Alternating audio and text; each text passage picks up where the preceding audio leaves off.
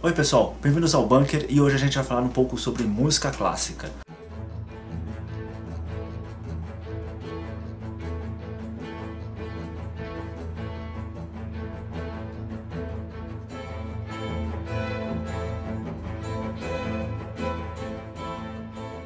A ideia com esse vídeo é apresentar alguns compositores, algumas obras e alguns intérpretes que têm uma importância na música clássica e também mostrar essa história de uma forma não só temporal, mas também auditiva.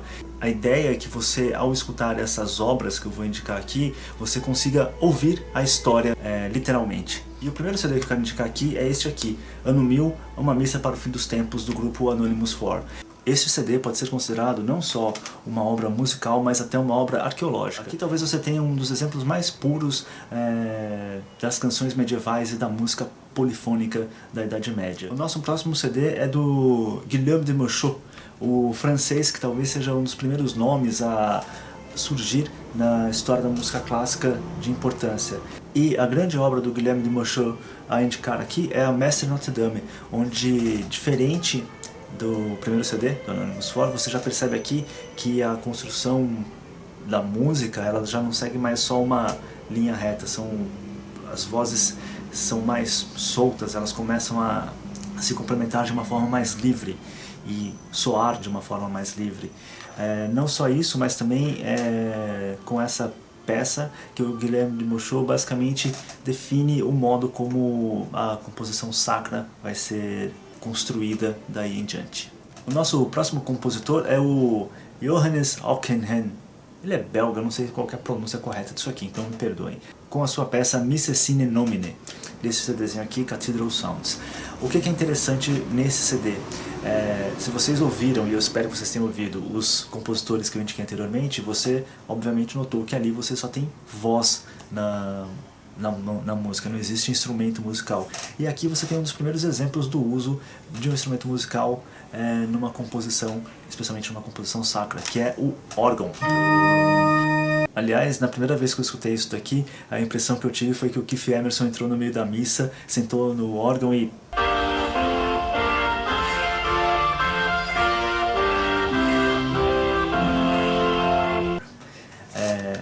estupendo, vale a pena ouvir. O próximo CD é o Canto della Sibila, da Capela Real de Catalunha, sob o comando do Jordi Savall. E o que são essas canções criadas ali durante o século XV e XVI? A Sibila, ela na verdade é uma forma que vem da antiguidade clássica, onde você tinha as profetisas que cantavam as suas profecias nos cultos pagãos. A igreja adapta esses cultos para um canto litúrgico e com isso surge os cantos da Sibila, especialmente ali na Península Ibérica. Se você quer ouvir alguma coisa realmente diferente na sua vida e bonita para burro, é isso aqui que é recomendável. Chegamos aqui ao século XVI com Thomas Tallis, o compositor inglês que, com o seu Spin in Aulium, um moteto para 40 vozes, ele transforma a música polifônica em algo simplesmente fora do normal, assim. Você ouvir essa composição um bom fone de ouvido e fechar os olhos, você se imagina, sei lá, no paraíso talvez. Nosso próximo compositor é o Cláudio Monteverde, com seus madrigais. E os madrigais são músicas de romance, músicas de amor.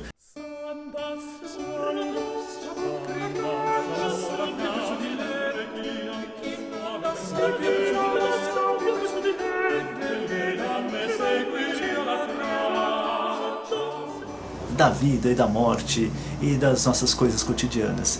Também é interessante vocês começarem a ouvir o Monteverdi pelos madrigais, porque o Monteverdi vai ser o pai daquela que é considerada a primeira ópera da história, que é o Orfeu. E aqui você pode começar a se acostumar a essa sonoridade de vozes mais dramáticas, mais cheias de paixão e de repente preparar o seu ouvido para um dia ouvir uma ópera completa.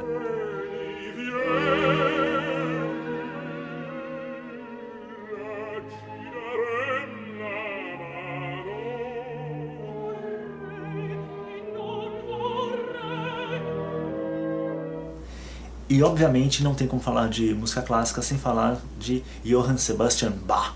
Bach, Bach, Bach, Bach para os íntimos. Mas eu quero indicar para vocês, na sua vasta e imensa obra, os 6 concertos do Brandenburgo, mas especialmente esta gravação da Le Concert des Nations com a direção musical do Jordi Savall, que eu já falei aqui anteriormente. Por que o Savall? Aqui você tem uma reconstrução da mesma forma como o Anonymous 4 faz. O Savall e o seu grupo, eles fazem essa pesquisa arqueológica da música e elas entregam pra gente aquilo que é mais próximo do que provavelmente os contemporâneos de Bach ouviram pela primeira vez. Outro compositor que eu não posso deixar de falar na minha história da música é o Beethoven, especialmente a Grande Fuga. E essa peça musical do Beethoven tem uma história curiosa. Na verdade, ele havia pensado essa obra como a parte final do seu quarteto de cordas de número 130. Isso, de número 130, já estava esquecendo. Só que, como ela era muito radical para a época, o editor do Beethoven falou para ele deixar ela de lado e compor uma outra coisa mais comum para as pessoas. Então ele faz um outro final para a peça e termina expandindo esse movimento final e cria a Grande Fuga. E ela é de uma beleza, de uma magnitude quase inexplicável. Ali você tem a música antiga e a música moderna unidas como um átomo, e ao se romper, quando você compreende essa música, você entende toda a música antiga, você entende especialmente toda a música contemporânea, toda a música que vai surgir no século XX. Beethoven, a Grande Fuga. E já chegando aqui à beira do século XX, nós temos o Torino Respighi com sua composição La Primavera. Sim, as pessoas conhecem muito a Sagração da Primavera do Stravinsky, conhecem pouco essa daqui do Respighi, que é o compositor italiano, nascido no final do século XIX, que faz essa transição do século XIX para o século XX. O interessante na sua composição La Primavera é que ela é diferente do Stravinsky, que é totalmente radical, do Stravinsky, pagã, quase assustadora. Aqui você vai ter um poema lírico que traz a primavera como uma imagem do Deus cristão. E avançando bem no século XX e indo lá para o leste europeu, o compositor georgiano Guia Cancelli, com a sua obra Morning Prayers. O Cancelli é desses grandes compositores que estão vivos e atuantes ainda, e que com a sua música trata da nossa relação com Deus, e trata essa relação tanto quanto o afastamento, quanto proximidade, quanto da presença de Deus na nossa vida contemporânea. E com essa canção, Morning Prayers, o Cancelli mostra para nós que mesmo na contemporaneidade, mesmo no nosso mundinho atual, é possível a criação de uma obra que se equivale em termos espirituais, em termos de meditação metafísica mesmo, ao que foi produzido na Idade Média. É tudo uma questão de ter ouvidos para ouvir. E finalizando a nossa história, o compositor americano Philip Glass com o seu concerto para violino número 2, especialmente na interpretação do Gidon Kremer, que é um dos maiores violinistas contemporâneos vivos. Aqui neste concerto para violino número 2, também conhecido como The American Four Seasons, o Philip Glass dialoga com as 4 estações do Vivaldi. Aliás, eu recomendo ouvir os 2 discos.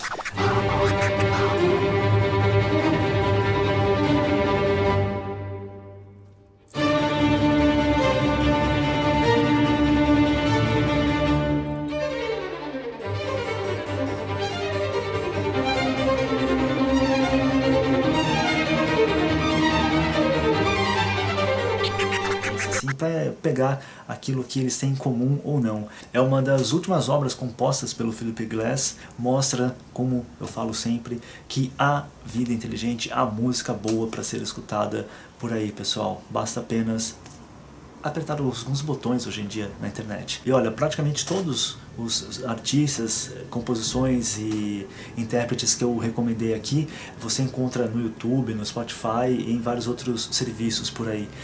Não é difícil de ouvir não. Bom pessoal, Eu espero que vocês tenham gostado do programa, espero mais ainda que vocês tenham a curiosidade e a paciência de ouvir esses compositores, ouvir essas obras na sequência que eu falei aqui, porque desta forma vocês não vão aprender sobre a história da música, vocês vão ouvir a história da música. Isso talvez seja o mais importante, mais do que elucubrações intelectuais. O grande prazer da música que ela nos proporciona é esse prazer estético que, no caso da música clássica, tem um grande componente espiritual. E é importante lembrar desse componente espiritual nas nossas vidas, especialmente porque muitas vezes o nosso dia a dia comezinho é chato para burro e a gente precisa lembrar dessa realidade metafísica que nos abarca e nos complementa. Boas audições, pessoal. Tchau, tchau.